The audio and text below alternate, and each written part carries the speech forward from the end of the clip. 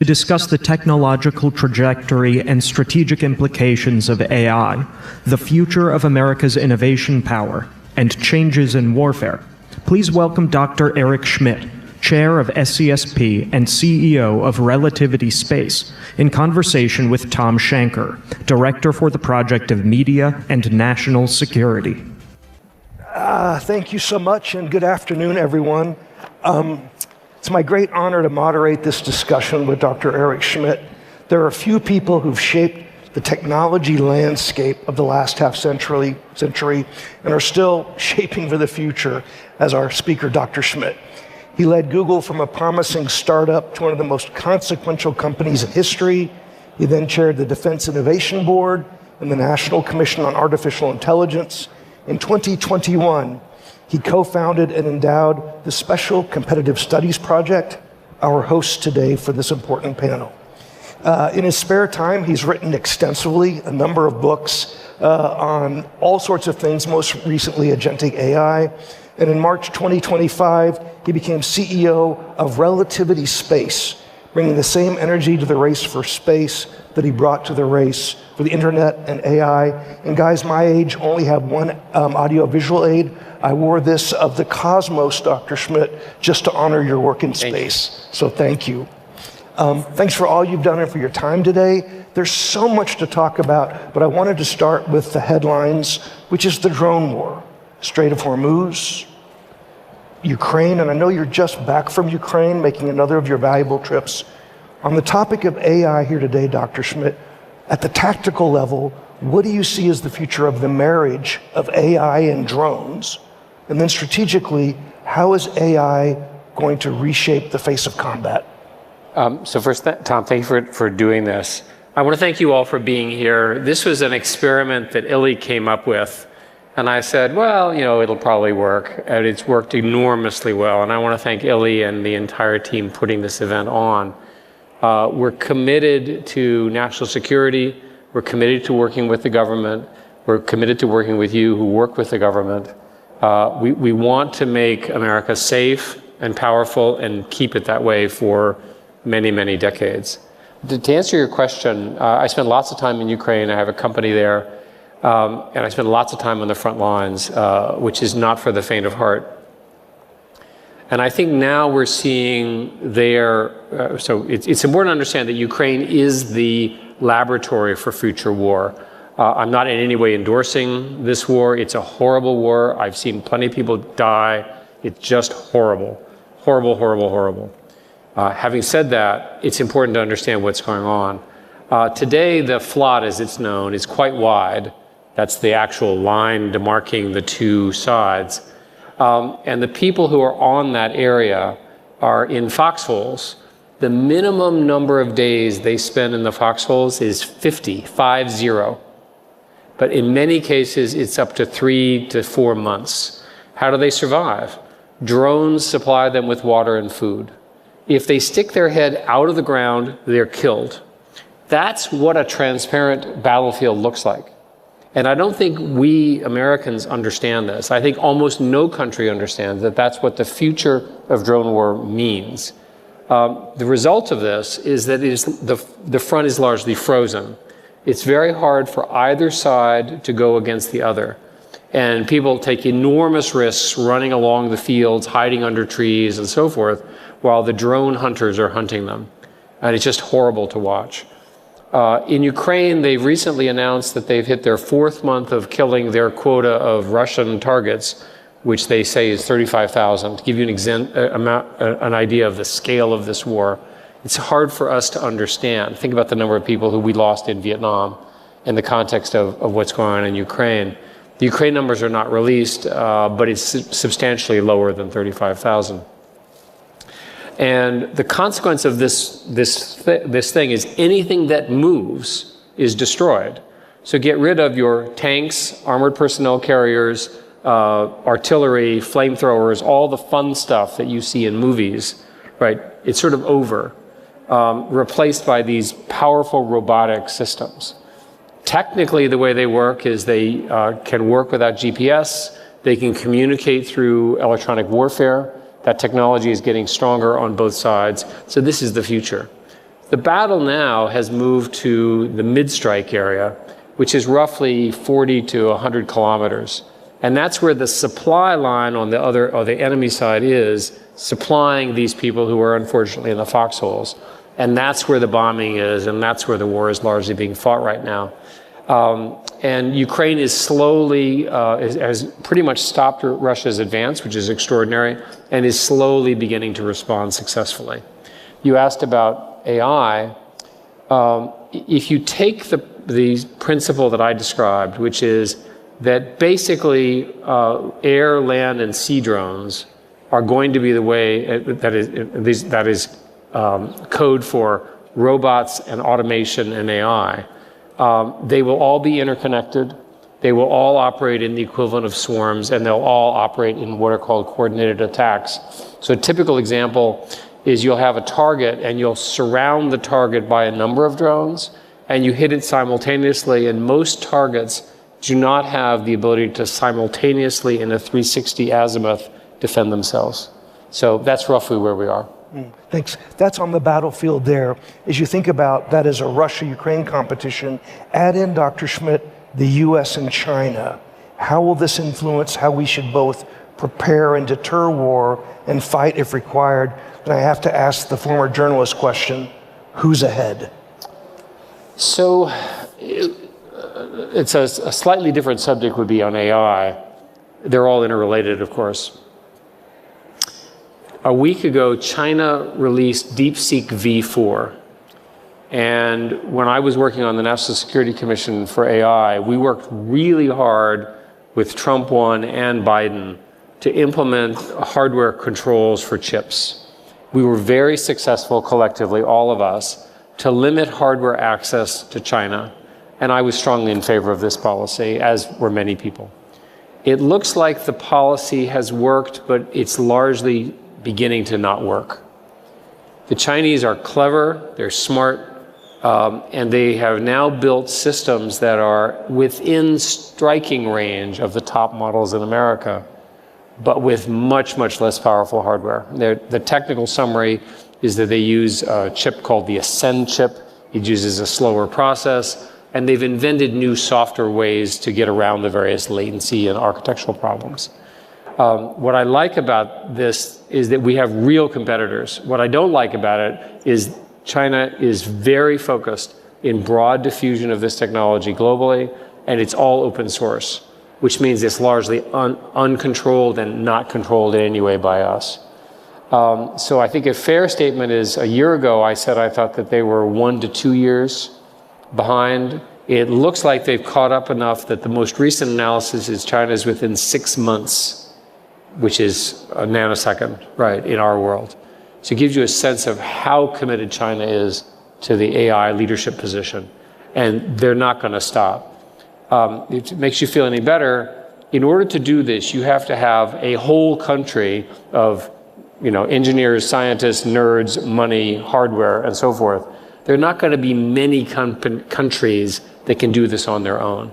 But China's clearly one. America's another one, with our allies, of course. Maybe there'll be a third or a fourth. And as we look not just in national security, but to how this country's dealing with AI from A to Z, how would you tell the American leadership to deal with AI?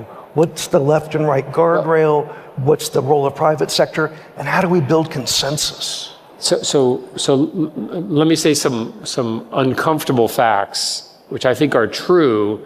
And if you don't believe me, please write what I say down and then check me in a year. We build an enormous number of tanks, ships, missiles, human-powered jets, driven jets, etc. They're all now vulnerable. Anything that's exquisite, big, slow, and emits heat, it's a problem. So the conclusion you come to if you sit in my position is we should be focusing our national security on automation of land, sea, and air, and so forth. We have fantastic military, very, very smart people. We should be able to make this transition. It takes a while. And by the way, it doesn't produce less jobs. It just produces different ones. And by the way, this doesn't mean the budgets go down. They probably go up. but they go up with different things. So for example, why would you build artillery for a 155 piece, these big 155 things, which are completely untargeted and only go about 15 kilometers? Makes no sense. You should be building the equivalent thing for a drone, which is far more, it doesn't cost any more, in fact, costs probably less. You can get a lot more for the same amount of budget. Plus you can swarm them and so forth and so on. So as a matter of military doctrine, I think all that stuff that we learned watching the courage of the Marines in Iwo Jima, all of that stuff, it's all true, and it's also over, right? That the future combat will be largely robotic, it will be automated, it will be controlled by the laws of war. America has a very clear model of human control, which I strongly support. I helped write it. And I feel very, very strongly that this is the direction that the nation should take. With respect to AI in general, I'll just confess what's really going on in my mind. I'm in mourning. And I'm in mourning because I started as a programmer when I was basically 13 or 14. And that is essentially over. Right? How can your entire identity and life's career as a programmer, computer scientist be over in one lifetime? It's supposed to be like your children or your grandchildren. And what's happened, I'll give you an example. So the way programming is done at the state of the art now is a programmer wakes up, goes to the office, because they're social, and they sit there, but they don't have that many friends, so they sit in their office and they collect 10 Claude friends or 10 Gemini friends. And they set them up with objective functions. And they watch what the code that they write. Then they go out to lunch and they make sure that they have long enough tasks that they continue working while they're having lunch. So then they go back to the office and they do this, and then it's time to go home to see the family and so forth. And they set up an objective function of this is what I want you to do and here's the verification. And it's a long enough project that it takes them all night. So they've gone from writing code, which is what I did, and I thought I was the oddest thing ever when I was like 20, and I'm sure that wasn't true, but welcome to being 20, to now having this kind of power. And I've watched what these systems can do, and it blows me away, right? So we have a major, major change happening. This started about October of last year. It's new for this conference. And if you're writing code in any traditional way, stop. Right? It's over. And you manage a company and you have software programmers say, why are you still writing code the way you did it 6 months ago? This has a lot of implications globally because it means that the productivity of software, which has always been an issue, is going to become far, far greater. It also means that individuals will be able to build incredibly powerful applications and so forth. You saw, for example, this huge sell-off in software as a service stocks, essentially traditional software stocks. That's because the market decided that those products would literally go away, which of course is not true. They're probably oversold. But they're directionally in trouble, and they themselves will have to adapt. Well, as a moderator, as a father, I have to follow up on something that's not in my notes. You talked about these young people should stop coding now. For the young people here, what should they do? Study plumbing or what?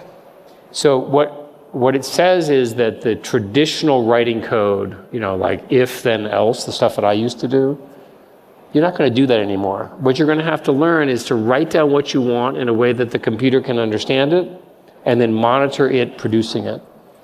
Do you remember 2 or 3 years ago, there was this whole thing about hallucinations and we couldn't trust these systems and they were off, falling in love with the therapist and things like that? That's largely under control. I can sit in a meeting and somebody will say, well, we just don't have the right user interface. And I can basically say, while the meeting is going on, I can specify within these tools, build me a UI with these features, and it produces. That doesn't work yet. But that's the change.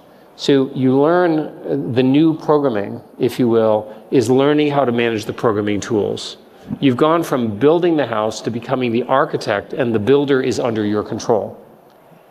So there is some reason for optimism. I'm glad to hear that. And I should say, by the way, that the people it's always been true, sorry to go on about this, it's always been true in software that the very tippy-top programmer was worth 10 times what the next level was. It's similar if you think about football salaries or NBA salaries. Their productivity was so great. So my guess is that there will be a smaller number of software people in aggregate, but the very, very top ones, the top ones that can manage this productivity, will have enormous economic return to themselves, their corporations, things like that. That's so interesting, thank you. I want to return to national security. You talked about missiles and bombers and all of that, and I'm old enough to remember the missile gap with the Soviets, the bomber gap. Is there any kind of an AI predictability gap? Because you can't really count AI, you can't track it from a satellite. So if you can't count or map an enemy's AI, an adversary can't map or count yours. What does that do to deterrence and stability? So there's again, let me give a bit of the background. AI went from language to language to language to action. And so when you go and look at the robots that we have here in the demo, that you can communicate with them. They look at something, you can communicate with them, and they take an action. Those are called VLA models. That technology is emergent very, very fast. Those require an enormous amount of training data. The reason language to language works so well is because there was so much training data, and we sucked in all the world's language and built all these incredibly powerful models. And one of the emergent behaviors of these things is they could begin to do planning. So somehow they learned how to do planning. So you can say, again, it's called chain of thought reasoning. You can say, show me the steps to do something. So all of that is pretty well assembled. The next thing is prediction. And these models are very good at predicting things. So in war, for example, you do predictive battlefield analysis. I want to know what happens if I do this, what happens. Very reasonable. The same is true in a company or government or whatever. It's not unique to the military. The next one is called reinforcement learning, and that's a simulation task. And that's how we, for example, won the game of Go at Google, which was thought to be incomputable. That's how something called AlphaFold was done at Google, which is and everyone won Nobel Prizes for that. The ability to understand how proteins fold is a very big deal. This technology is generally available now if you have the data. So if you want to do the kind of stuff you're talking about for national security reasons, you have to have a great deal of training data. The only place I have found that has enough training data is inside of Ukraine. And shockingly, the Ukrainians will not release it for obvious reasons. I'm joking. It's highly classified. You can't get to it for all sorts of very good national security reasons.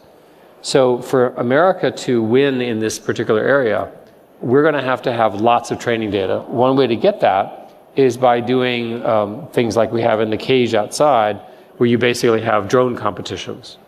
And I think my guess is that our military ranges will ultimately have drone-on-drone competitions with live fire, and that's how the training will occur. I know you've been thinking a lot about one of the critical enablers of AI, which is energy. The huge amounts of electricity that will be needed. Do you see the need for what? More wind, solar, small modular reactors? Yeah. How do we power the AI future that is undeniably coming our way?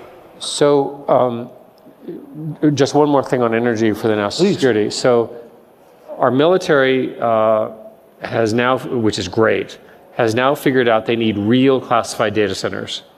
And so they've started looking at how to partner with the commercial sector and so forth in this way. And I think this is wonderful. We're not going to be safe without our government having its own very, very powerful data center, something which they've never really had. And when I was working for the Secretary of Defense, and we're on the Ash Carter stage, so I'll always owe Ash a lot for getting me involved with this, there was essentially none. So the military now has a plan to do this. This is very welcome. In general, you're going to read, let's go through this sort of what you'll read in the press. The AI boom has contributed between 1 and 2% of the GDP of America. That's a very big number. For most of you, you're going to say, my God, these people are idiots. I mean, how could you possibly waste all that money? That's not my view. I think that the AI revolution is underhyped, not overhyped. This is my opinion. And I started one of a number of data center businesses to study this and to build data centers. And I can tell you roughly what you conclude. First, the interconnection grid is not going to survive all of this new power. There's not enough switches, there's not enough wires, there's not enough management. The interconnection queues, as they're called, are very long one. So what people are now doing is they're building data centers in remote places with their own power plants. The technical term for that is behind the meter. And what they do is they build essentially air-cooled data centers of enormous scale. You've seen the pictures. They're essentially air-cooled systems. They don't use as much water as you think. The only water they use is internal for internal transfer. Very little water escapes. But they use a lot of electricity. And they're measured in megawatts. The largest data centers are in the 1 and 2 gigawatt stage, and there are people talking about it. A gigawatt data center costs something on the order of 50 billion with a B number. How could these people in my industry be so crazy to raise all that money and build all the data centers? And the answer is they see the demand. And my industry has changed so that if you want to make more money, you need more servers, because the servers are how you make the money, because that's the reasoning. So absent an AI breakthrough algorithmically, which is a change to what is called the transformer architecture, which is invented at Google, thank you, in 2017, we're sort of stuck with this cost structure. So my own opinion is you're going to see a lot of remote America build these behind-the-meter power plants. It takes forever to get the turbines and all of that. And I think the real limit to AI is not energy, it's actually cash. Because when you add up the cost of these, if you take 50, just round numbers, 50 billion a gigawatt, so 10 gigawatts is $500 billion. How many companies, countries, and so forth can hand an industry $1 trillion of capital? Very, very few. The Chinese could certainly do it. I don't know if they're doing it. I'm going to try to find out. In America, there are people who hope that's going to happen. It's interesting that you can finance these things, because the brilliance of the American capital market allows us to borrow that kind of money. So for example, the Europeans can't do this, right, which they're sort of sore about. But this is good for America. That's so interesting. Of your many very valuable books, my favorite is the one you co-authored with Henry Kissinger. I recommend it to everyone. Kissinger, of course, made a career of looking at the world and deciding it was organized along values, geography, military necessity, trade. As you look to the future, Dr. Kissinger's not here to ask, do you see the world, Dr. Schmidt, redrawing the map along AI alignments, the Chinese model, our model, energy providers in the Gulf? Will AI redraw the map of the world? Well, Henry was my closest friend, and so I miss him, every day, and I don't know how to bring him back. The empty chair is for his spirit. Yes, he would be very helpful now in the Iran crisis, for example. He understood all that very well. And Henry was very concerned about competition between America and China in AI, that it would somehow unleash an unstable situation. And he felt very strongly and started a so-called Track 2 dialogue, which continues with the Chinese. And the concerns have, I'll give you an example. If you look at Mythos, which is the anthropic model, it's so powerful. We collectively believe that Mythos is just the first of a set of very powerful models that have the ability to, for example, do cyber attacks. And this is not a desirable thing. It's desirable if you're in offensive cyber attack mode, but it's certainly not desirable if you're on a company or in the military and so forth. And so you have to think of it in the following way. You have these enormously powerful models coming out. How many will there be? Well, there's 4 or 5 in the US. There's at least 3 powerful ones in China. There'll be a few others. Let's say there's 10. How do you want to organize the world? Can you have meetings where all the players agree to limitations? And the concern goes something like this. You and I are on opposite sides, which we would never be, and we agree. But then I build something which I'm doing, and it's really good. And I'm going to get a significant advantage by undercutting you, by by running ahead of you, by violating our agreement. It sounds a lot like OPEC, right? So we don't have language among the countries yet on how to handle this. The Trump administration has figured this out and wants to start working on this, which I think is very welcome. And we'll see. The general issue of global instability is actually even more serious than that. Mythos is just a good example that everybody's familiar with. But the Chinese models are open source, open weights. So for example, this means that if you want to take DeepSeek V4 and you want to add powerful capabilities and you're evil, which none of you are, and I'm not suggesting the Chinese would do this, but somebody could do this, some evil person exists in the world, how would we know that? How would we police it? How would we see it?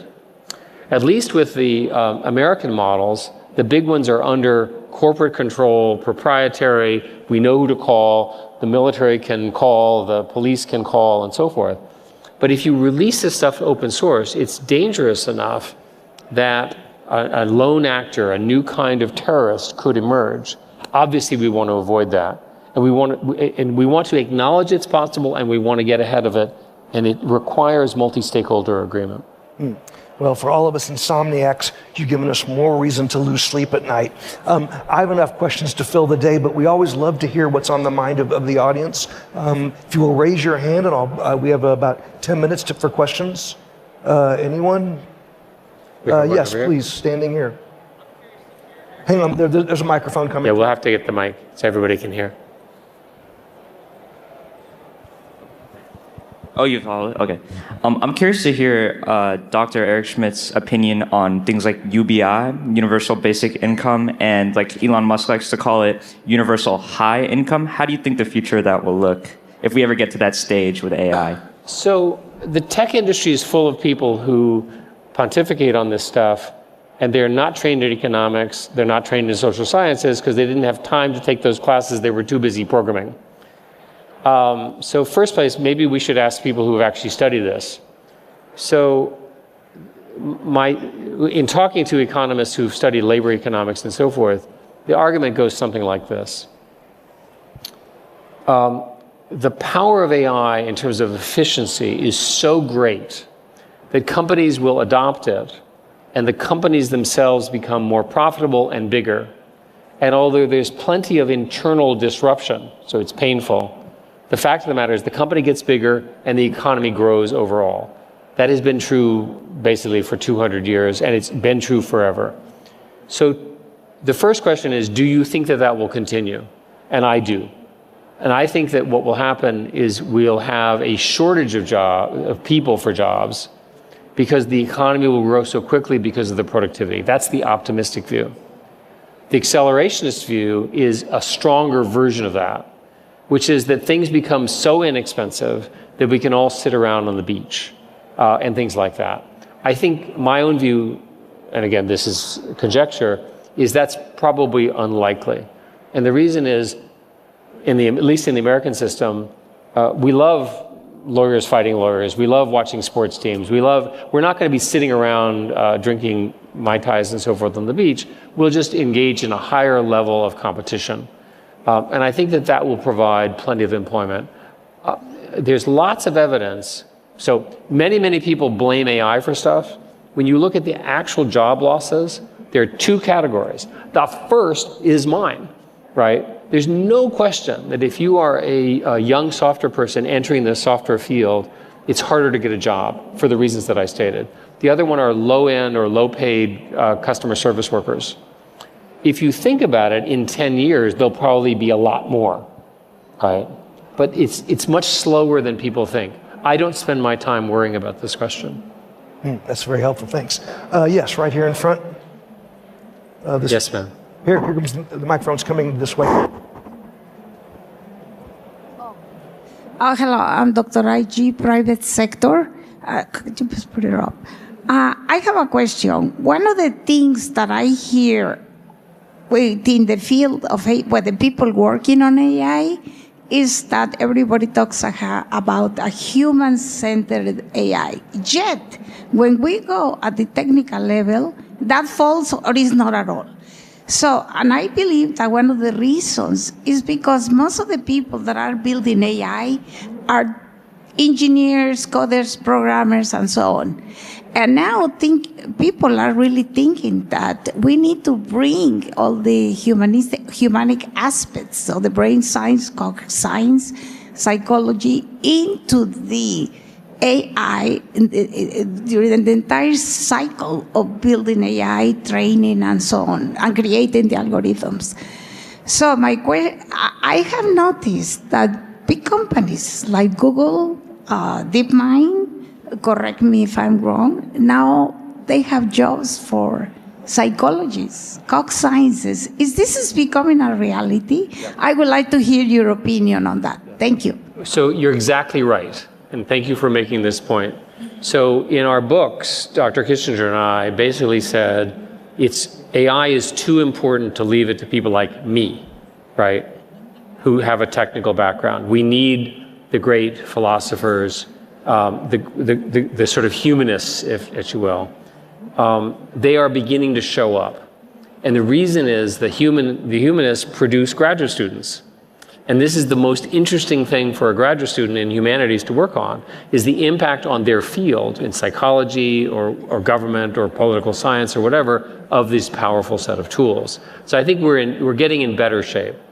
The companies use the word human alignment to refer to both values and safety. The first one is they have a set of tests. So for example, if you say to any of these models, how do I kill myself? It will say, don't do it, call the suicide hotline. That's added. By the way, it learned how to kill yourself, but it's suppressing that answer. That's a good thing.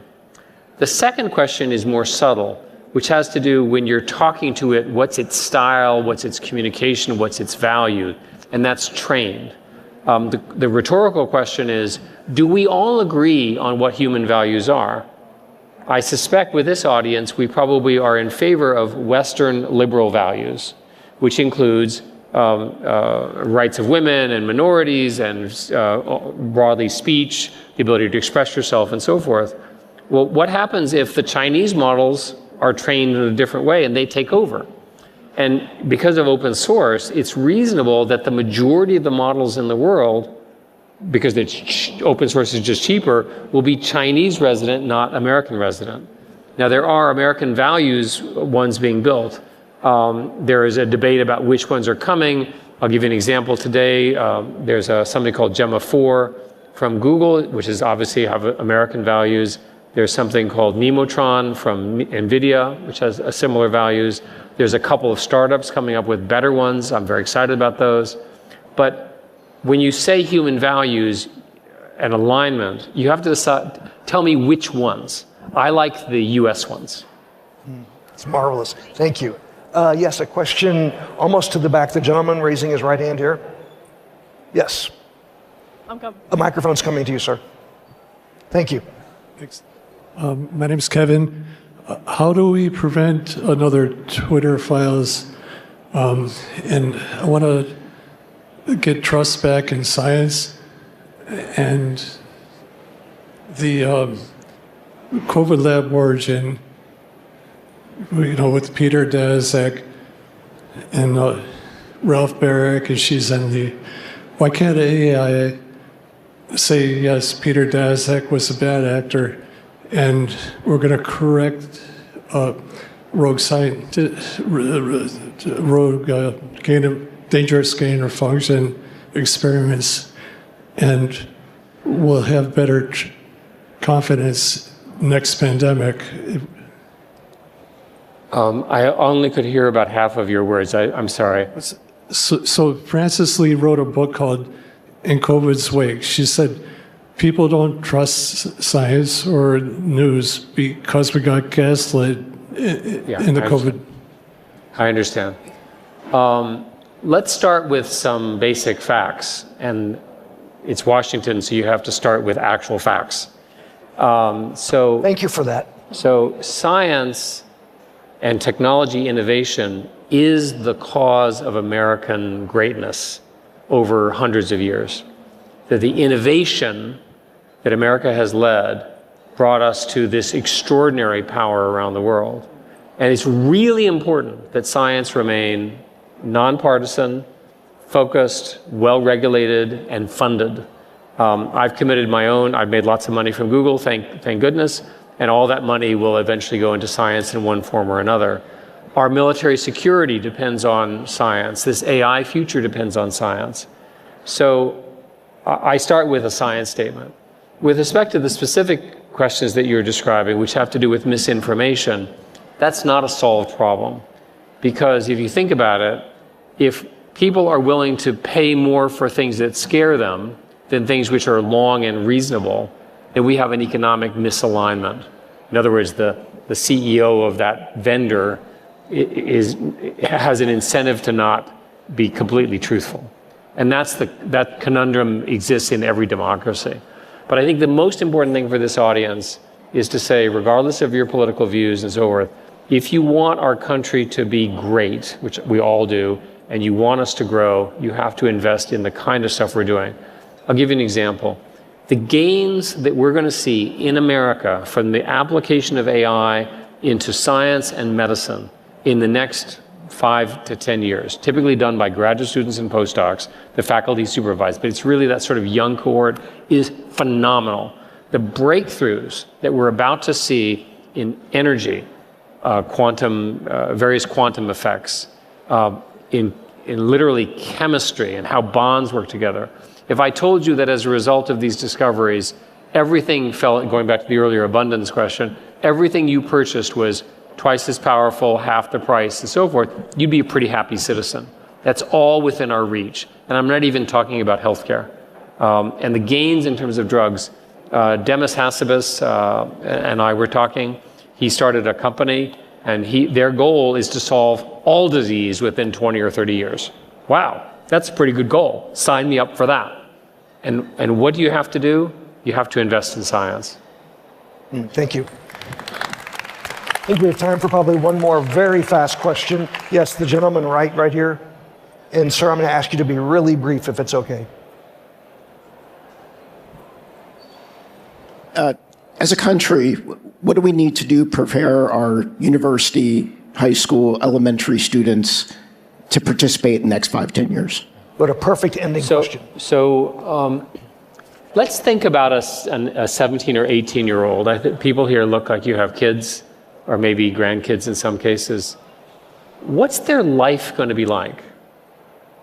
Their entire lives will be mediated by this new form of artificial intelligence. They'll be their friend, they'll be their psychologist, they'll be their advisor, they'll be their programmer, as we've already discussed. My career is over. What's the most important thing to teach them? Is to use those tools. So my proposal, to be very specific, is that every university in the nation have a mandatory class that's in freshman year, which is how to use these tools. And I'll design one. It starts off by learning how to use the power of them, and it ends by building a system that grades your friends in a way that promotes you. Or pick some that makes sense to an 18-year-old student.